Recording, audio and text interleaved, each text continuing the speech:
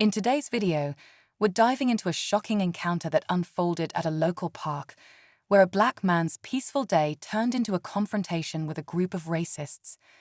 What started as a harmless interaction quickly escalated, with insults and threats flying. But here's the twist. Just when things seemed like they couldn't get worse, the man revealed something that no one saw coming. A badge. A badge that would completely flip the script and leave the racists rethinking their choices. It's a story of justice, power, and the unexpected ways people stand up for what's right. Stay tuned to find out what happened when the situation took a turn no one expected. Did the truth come out? Was justice really served? Let's see how the story unfolds and what happens next in this intense encounter. You won't want to miss this.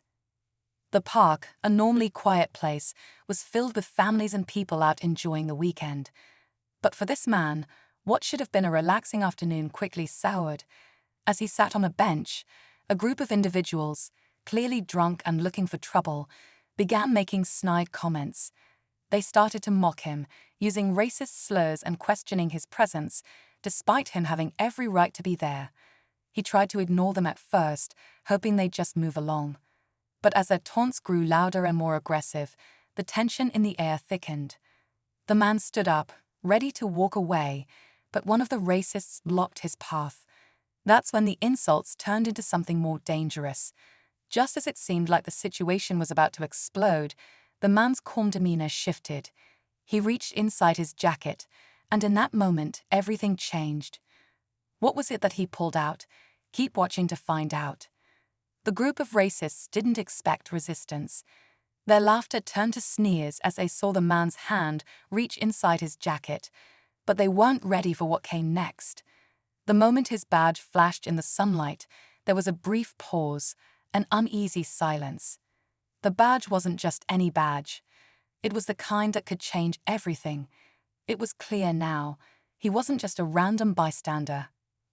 The leader of the group, a tall man with a deep scowl, took a step back, his bravado faltering. He glanced at the others, who seemed less sure of themselves now. They exchanged uncertain looks. But the man didn't stop. His voice, calm yet firm, broke the silence. "I'm a police officer," he said, his words cutting through the tension like a knife. "You've crossed a line." The group tried to laugh it off, but the nervousness in their voices was palpable. In that moment, they didn't know what to do. Was this a setup? Did they just pick a fight with someone who could end it all in an instant? The power dynamic had shifted, but the racists weren't about to back down easily. They were angry, confused, and maybe even a little afraid. What was their next move? Would they try to intimidate him further, or would they face the consequences of their actions?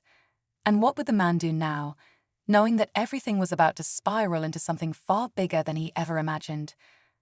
The leader of the group took a step forward, his jaw clenched. He wasn't backing down. "So what? You think you're going to scare us with that piece of metal?" He spat, his voice dripping with defiance. The others started to inch closer, emboldened by their leader's bravado, but the man's eyes never left them. The tension in the air was so thick you could almost feel it crackling. It was clear now. This wasn't going to end quietly. "Believe me," the officer said, his voice colder than before, "I don't want this to go any further, but I'll do what's necessary." His hand remained near his jacket, poised, ready to act if things escalated.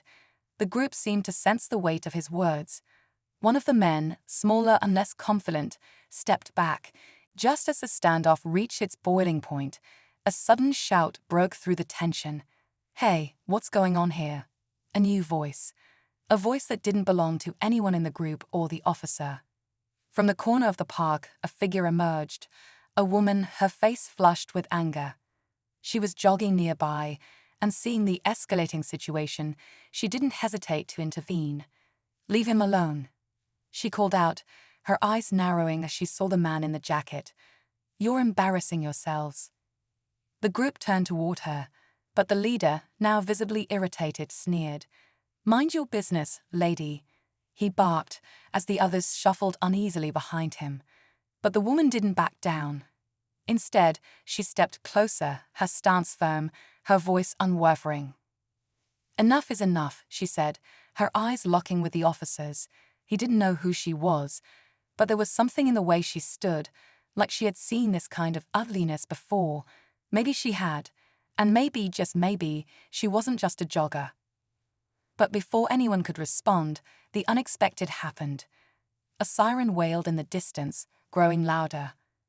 The woman's expression shifted to something that could only be described as relief, but the leader of the group didn't know that yet. The siren grew louder and louder, signaling something none of them had prepared for. Was the cavalry coming? Had someone already called the cops? Or was this just another twist in an already chaotic encounter? The racists froze, eyes darting nervously. The stakes had just been raised, but by whom and why? The officer stood still, unsure whether this new arrival was friend or foe. And the group, they were more on edge than ever. Could they get out of this mess? Or had their fight with the wrong man gone too far? The seconds ticked by, each one heavier than the last. The climax was near, but the next move could make all the difference. The siren's wail grew deafening, and for a moment, the group of racists hesitated. They turned, eyes wide, but the sound was not coming from a squad car. It was an ambulance, its red and blue lights flashing as it raced toward the park. The woman's face softened slightly, but there was still a steely resolve in her eyes. The leader of the group shot her a venomous look. "What the hell's this? You called the cops on us," he sneered, desperate to save face. But before he could make another move, the officer took a step forward, his voice cold and commanding. "Don't mistake me for someone you can intimidate," he said, his hand still near his badge. "I've seen people like you before." The group was silent now, their bravado melting away as they realized they had made a dangerous miscalculation. But just as the officer was about to speak again, the woman interjected.